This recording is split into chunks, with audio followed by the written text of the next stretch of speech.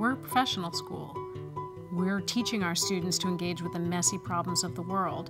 And so we have to send them out into the world to practice, and to do that with feedback from each other and feedback from our faculty. I remember during Katrina feeling like I wanted to help, but feeling like I didn't know how. I didn't ever want to feel that way again, like that I had wanted to help and couldn't.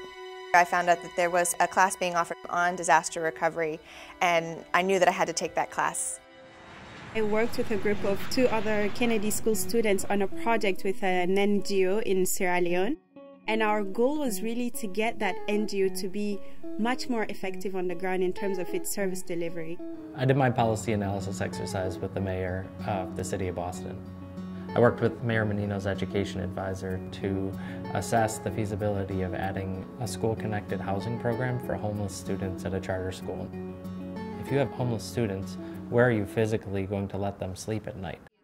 The field forces you to accept the challenge of implementation.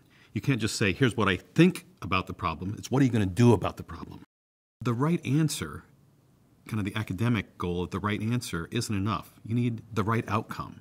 That's harder. When you're working on behalf of someone else to help a neighborhood, you approach your work with a different kind of urgency. When you're sitting in a classroom discussing a case, you can have one perspective because the consequences of that decision are not on your shoulders. But if you are making a recommendation to a neighborhood, the consequences of that decision affect other folks. We arrived in this village where the women who are involved in the microfinance program were holding their weekly meeting. And we found them sifting through their accounting book. A lot of them were really focused on wanting to get more funding from the organization. And we asked them one question: how do you think you can best utilize the limited amount that you get? What it is about what you're not doing that you can do better? Or what is it about you're doing that you can do differently?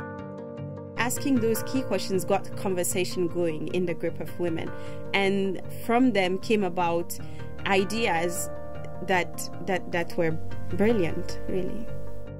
This was a project that allowed me to get my feet wet in city government, the internal politics, the legal and regulatory environment that you operate in, and the fiscal constraints you operate in. In the field, you can't ignore the complexity of problems. You can't take on the issues one at a time, discipline by discipline. In the field, the pieces gang up on you, and you have to deal with that. We've had so many moments where things didn't go as planned. And I think if everything goes as planned, it's because you're not adapting, you're not iterating, you're not taking signals from the place that you are in. I think experiential learning is really one of the best things that the Kennedy School has to offer.